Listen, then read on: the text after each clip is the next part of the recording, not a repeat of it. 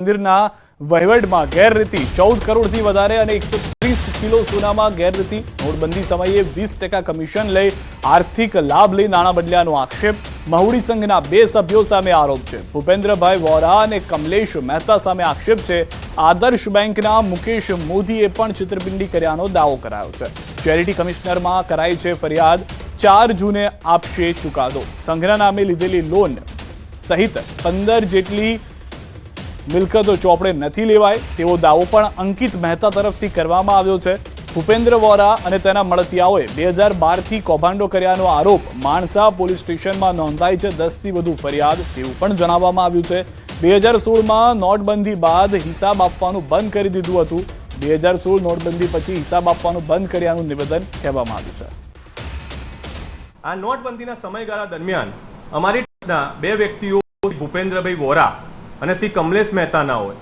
20% commission લઈ ની અંદર નોટબંધીમાં નોટ બદલેલ છે એ ભંડાર પત્રક બી એ લોકોએ બદલી નાખેલું એટલે ક્યારે બી આ નોટબંધીની અંદર જે નાણાં બદલાયેલા છે એ બદલાયેલા નાણાં સામે આવે નહીં આ બાબતની હાલમાં જોઈન્ટ ચેરિટી કમિશનરની સાહેબની કચેરીમાં ફરિયાદ દાખલ કરેલી છે જે તે સમયે આ સ્કેમના નાણાંથી સોનું ખરીદી તે સોનું પોલીસથી પબ્લિકથી છુપાવવા માટે હાલની તારીખમાં મહુડી સંકુલમાં આ સોનું મૂકી રાખેલું છે જેની તપાસ સીઆઈડી ક્રાઇમ કરી રહી છે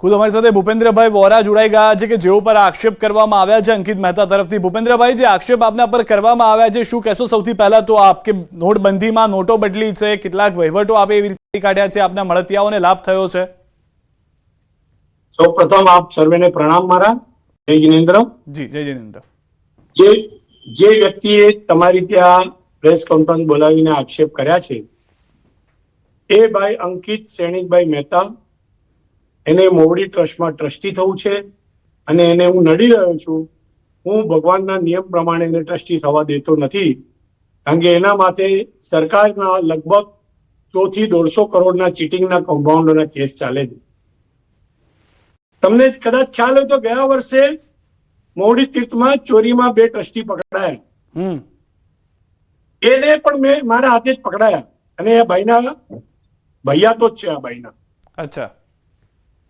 આ એનું વેર લેવા માટે અને એનું વેર લેવા કરતા પણ એને કોઈ પણ એમ કેમ પ્રકારે ટ્રસ્ટમાં ટ્રસ્ટી થવું છે ટ્રસ્ટના ક્રાઇટેરિયામાં આવા લોકોને ટ્રસ્ટી તો શું કદાચ કારોબારી સભ્ય નહીં પણ સામાન્ય સભ્ય પણ ન રખાય એવો નિયમ છે આ ભાઈ ઉપર ઓછામાં ઓછા 10 થી 12 કેસ ચાલે છે તમે નેટ ઉપર જોશો અંકિત મહેતા નવસારી સુરત એ અને એના ધર્મપત્ની બંનેએ કેટલા ફ્રોડ કરેલા છે એ દરેક કેસ ત્યાં સરકારના ચોપડે નોંધાયેલા છે સરકારની કોર્ટમાં કેસ ચાલી રહ્યા છે અંકિત મહેતા મોટામાં મોટો ચીટર છે એને હવે આ ટ્રસ્ટની સંપત્તિ ઉપર ભગવાનના ઘરેણા ઉપર ભગવાનના દાગીના ઉપર એની નજર ગઈ છે કે કેમ પ્રકારે એક વાર હું અંદર ઘૂસી જાઉં અને ગમે તેમ કરીને પછી ચોરીઓ ચાલુ કરું પણ 3 લોકના નાથ દેવાદિદેવ પરમાત્માના શાસનમાં આવા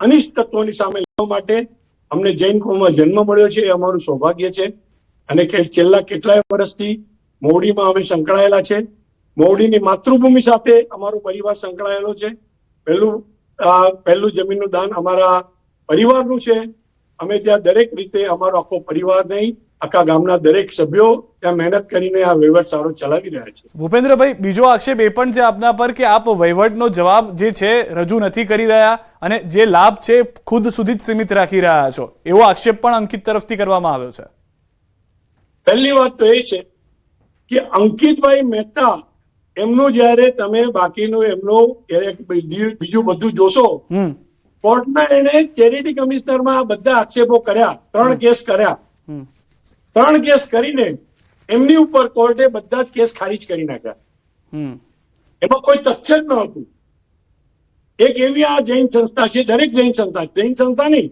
દરેક ધર્મની સંસ્થા બધા એના નિયમોમાં ચાલતી હોય છે અને ભગવાનના શાસનમાં તમે ક્યારે પણ જોશો કે ભગવાનનું શાસન એના નિયમથી ચાલે છે વ્યક્તિઓ ચલાવતી નથી ક્યારે પણ જી ભગવાનના નિયમોથી સંસ્થા ચાલે આપણાથી ના ચાલે. જી સર્વાનુમતે ધર્મમાં ના ચાલે. ધર્મમાં ફક્ત શાસ્ત્રમતી જ ચાલે. ભગવાને જે આજ્ઞા કરી હોય એ આજ્ઞા નિયમોથી ચાલે. અને ભગવાનની આજ્ઞામાં આવા લોકો પર અમને કરુણા આવે છે, દયા આવે છે કે આનો કયા ખરાબ કર્મનો ઉદય છે, કે આ વ્યક્તિ કેટલા નીચા સ્તરે પહોંચી ગઈ અને એને શું કેવું, હજી તો આટલા કમ્પાઉન્ડો કરીને પેટ નથી ભરાયું અને મોટી ટ્રસ્ટમાં એને ચીટિંગ કરવા માટે નક્કી બનવું છે, જેને ટ્રસ્ટી અમે થવા દેતા નથી. ઠીક છે, આભાર ભૂપેન્દ્રભાઈ, આપ અમારી સાથે જોડાયા. જે રીતે આપે વાત કરી છે કે જે ભૂપેન્દ્રભાઈ વોરા જેમના પર આક્ષેપ લાગે છે, તેઓએ કહ્યું કે અંકિત મહેતા જે આરોપ લગાવી રહ્યું છે મુખ્ય વ્યક્તિ એવો છે કે જેના પર અનેક કેસ ચાલી રહ્યા છે. આ એ જ અંકિત મહેતા છે કે જેને ભગવાનના ઘરણા ઉપર અને ટ્રસ્ટના પૈસા પર નજર છે. સમાચારોમાં અત્યારે બસ આટલું. દેશ પ્રદેશની તમામ ખબરો માટે આપ જોડાયેલા રહો ગુજરાતની number 1 news channel news 18 Gujarati સાથે.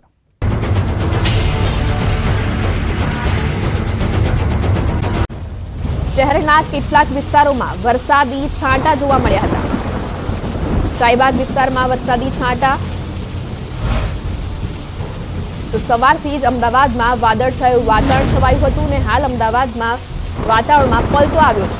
શાહીબાગ વિસ્તારમાં વરસાદી છાંટા પડ્યા હતા અને શહેરના કેટલાક વિસ્તારોમાં હાલ વરસાદ પણ જોવા મળી રહ્યો છે. શાહીબાગ વિસ્તારમાં વરસાદી છાંટા પડ્યા છે અને અમદાવાદના વાતાવરણમાં પલટો આવ્યો છે. આજે સૌરાષ્ટ્ર દક્ષિણ ગુજરાતમાં વરસાદની આગાહી છે. થંડરસ્ટોર્મ એક્ટિવિટી સાથે વરસાદ પણ થઈ શકે છે. હાલ અમદાવાદના કેટલાક વિસ્તારોમાં વરસાદી છાંટા પડ્યા હતા અને શાહીબાગ વિસ્તારમાં વરસાદી છાંટા પડ્યા હતા. સૌરાષ્ટ્રના 9, દક્ષિણ ગુજરાતના 3 જિલ્લા માટે વરસાદની આગાહી કરવામાં આવી છે. તો હાલ અમદાવાદના વાતાવરણમાં પલટો આવ્યો છે અને થંડરસ્ટોર્મ એક્ટિવિટી સાથે આજે વરસાદ થઈ શકે છે. 30 થી 40 કિલોમીટરની ઝડપે પવન ફૂંકાઈ શકે છે. અમદાવાદના વાતાવરણમાં હાલ પલટો જોવા મળી રહ્યો છે. સવારથી જ અમદાવાદમાં વાદળછાયું વાતાવરણ છવાયું હતું અને શાહીબાગ વિસ્તારમાં હાલ વરસાદી છાંટા પણ પડ્યા હતા.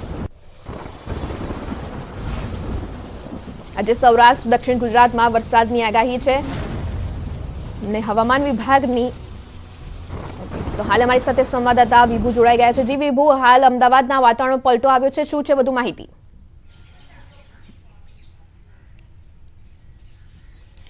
શ્રુતિ, અત્યારે અમદાવાદ શહેરના વાતાવરણમાં પલટો આવ્યો છે કે વહેલી સવારથી જ વાદળછાયું વાતાવરણ છે તે જોવા મળી રહ્યું હતું. બપોર થતાની સાથે જ બફારો પણ થઈ રહ્યો હતો, પરંતુ જે રીતે હવામાન વિભાગ દ્વારા આગાહી કરવામાં આવી છે કે આગામી જે 3 દિવસ છે ગુજરાતના અલગ અલગ વિસ્તારમાં થંડરસ્ટોર્મ એક્ટિવિટીઝ થશે, સાથે સામાન્ય વરસાદ પણ થશે. અમદાવાદ શહેરમાં પણ આપ જોઈ શકો છો કે વાદળછાયું વાતાવરણ વહેલી સવારથી હતું અને ત્યારબાદ અત્યારે ઝરમર વરસાદ છે તે શરૂ થયો છે. અમદાવાદના શાહીબાગ વિસ્તાર એટલે કે એરપોર્ટ વિસ્તારમાં અમે અત્યારે છીએ અને એરપોર્ટ વિસ્તારમાં ઝરમર વરસાદ છે તે વરસી રહ્યો છે. હવામાન વિભાગે પણ કહ્યું છે કે આજે અમદાવાદ શહેરમાં થંડરસ્ટોર્મ એક્ટિવિટી સાથે સામાન્ય વરસાદની સંભાવના વ્યક્ત કરવામાં આવી હતી. જોકે આ પ્રી મોન્સૂન એક્ટિવિટીઝ થઈ રહી છે અને સૌરાષ્ટ્ર, દક્ષિણ ગુજરાત, ઉત્તર ગુજરાતના અલગ અલગ વિસ્તારોમાં થંડરસ્ટોર્મ એક્ટિવિટીઝ થશે, સાથે કમોસમી વરસાદ પણ થશે. એટલે કે આ પ્રી મોન્સૂન એક્ટિવિટીઝ થઈ રહી છે અને એક સાયક્લોનિક સર્ક્યુલેશનની સિસ્ટમ પણ સક્રિય છે. જી વિભુ, તો હાલ કેવો માહોલ છે ત્યાં?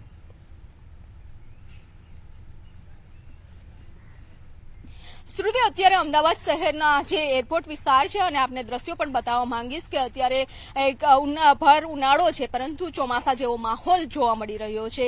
છેલ્લા 3 દિવસથી વાતાવરણમાં પલટો જોવા મળી રહ્યો છે કારણ કે એક સાયક્લોનિક સર્ક્યુલેશનની સિસ્ટમ છે અને આ સિસ્ટમના કારણે ગુજરાતના વાતાવરણમાં પલટો જોવા મળી રહ્યો છે. સાથે થંડરસ્ટોર્મ એક્ટિવિટીઝ થઈ રહી છે. થંડરસ્ટોર્મ એક્ટિવિટીઝ ત્યારે થાય છે કે જ્યારે જમીનનું તાપમાન છે તે ઊંચું હોય છે અને ઉપર લેવલ ઉપર ભેજનું પ્રમાણ વધી જતું હોય છે, ત્યારે થંડરસ્ટોર્મ એક્ટિવિટીઝ થાય છે. 30 થી 40 કિલોમીટરની ઝડપે પવન ફૂંકાય છે અને ભારે પવનના કારણે વૃક્ષો ધરાશાયી થવા, હોર્ડિંગ્સ ધરાશાયી થવા અને ખાસ કરીને બાગાયતી પાકને પણ નુકસાન થઈ રહ્યું છે. પરંતુ આગામી 3 દિવસ વાતાવરણ યથાવત રહેવાનું હવામાન વિભાગનું પણ અનુમાન છે. એટલે કે આજે અમદાવાદ શહેરમાં આજે કમોસમી વરસાદ થવાની પણ શક્યતાઓ છે.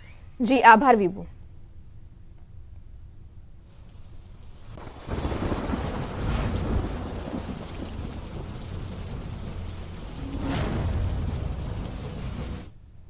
અને હવે નજર કરીએ સમાચાર સુપરફાસ્ટ પર. અંકલેશ્વરના પાનોલી જીઆઈડીસીની એક કંપનીમાં આગ લાગી. અતુલ લિમિટેડ કંપની પરિસરમાં અચાનક આગ લાગતા દોડધામ. ફાયર વિભાગની ટીમે આગને કાબૂમાં લેવા જહેમત ઉઠાવી. ડાંગમાં બેકાબુ આઈસર દિવાલ તોડી ઘરમાં ઘૂસી. આઈસર ચાલકે સ્ટીયરિંગ પરથી કાબુ ગુમાવતા સર્જાયો અકસ્માત. ઘરના સભ્યોનો આબાદ બચાવ. મોરબીમાં કાર ચોરીના કેસમાં પાસ આગેવાનોનો પુત્ર ઝડપાયો. ઇનોવા કારની ચોરી મામલે નિલેશ એરવાડિયાના પુત્રની ધરપકડ. આરોપીએ બુરખો પહેરીને કાર ચોરીને આપ્યો હતો અંજામ. ઘટનાના સીસીટીવી ફૂટેજ પણ આવ્યા સામે.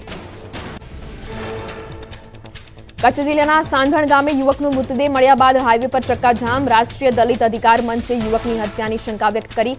યુવકની હત્યા અંગે ગુનો નોંધી તપાસ કરવા માંગ કરી. પોલીસે યોગ્ય તપાસની ખાતરી આપી મામલો થાળે પાડ્યો. વડોદરા પાલિકાનો ઓવરસ્માર્ટ વહીવટ. પીવાના પાણીના ધાંધિયા. બીજી તરફ પાણીનો વેડફાટ કરાયો. રસ્તા પર પડેલી ધૂળ અને કચરો પીવાના શુદ્ધ પાણીથી સાફ કરાયો.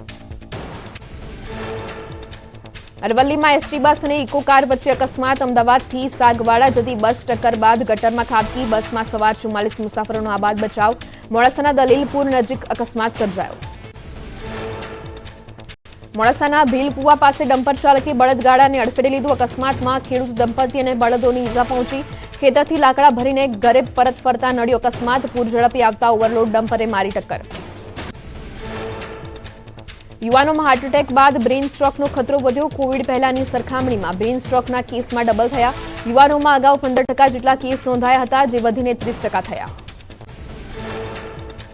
અમદાવાદમાં વધ્યા હીટ સ્ટ્રોકના કેસ. 7 થી 11 મે સુધી 70 લોકોના હીટ સ્ટ્રોકના શિકાર બન્યા. ઉનાળામાં હીટ સ્ટ્રોકના કુલ 343 કેસ નોંધાયા. અમદાવાદમાં આગામી 5 દિવસ યલો એલર્ટ. અમદાવાદમાં પાણીજન્ય રોગચાળો વકર્યો. ઝાડા ઉલટી, ટાઇફોઇડ, કમળો, કોલેરાના કેસમાં સતત વધારો. છેલ્લા 5 મહિનામાં ઝાડા ઉલટીના 3747 કેસ નોંધાયા. કમળાના 556, ટાઇફોઇડના 1279, કોલેરાના 54 કેસ નોંધાતા ફફડાટ.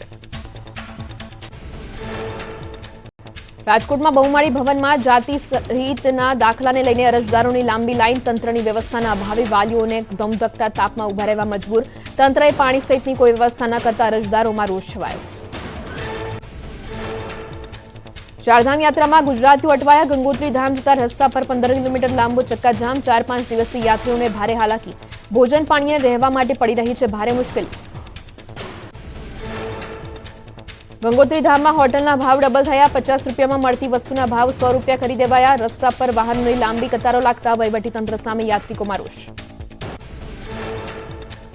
બદ્રીનાથ ધામમાં માસ્ટર પ્લાનનું કાર્ય. યાત્રાળુ અને સ્થાનિકો લોકો માટે આફત. ઠેર ઠેર રસ્તા બંધ હોવાથી લોકોની હાલાકી. તંત્ર દ્વારા સ્થાનિક લોકોને પૂછ્યા વગર જ માસ્ટર પ્લાનનું કાર્ય કરાતા ફેલાઈ અવ્યવસ્થા. ગંગોત્રી હાઈવે પર જામની સ્થિતિ પર ઉત્તરકાશીના એસપીનું નિવેદન. કહ્યું, મોટી સંખ્યામાં મુસાફર ઉત્તરકાશી પહોંચતા જામની સ્થિતિ સર્જાઈ. સવારે ગંગોત્રી ધામ માટે 600 વાહનો થયા હતા રવાના. એક સાથે 10,000 શ્રદ્ધાળુ ગંગોત્રી ધામ પહોંચશે. ઉત્તરાખંડ ચારધામની યાત્રા કરવા ગયેલા નડિયાદના 22 લોકો ફસાયા. રજીસ્ટ્રેશન ન કર્યું હોવા છતાં ઉત્તરકાશી ખાતે 2 દિવસથી ફસાય છે યાત્રિકો. લોકો વાહનોમાં બેસી રહેવા માટે બન્યા મજબૂર. જમવા રહેવાની કોઈ પણ પ્રકારની નથી મળી રહી મદદ.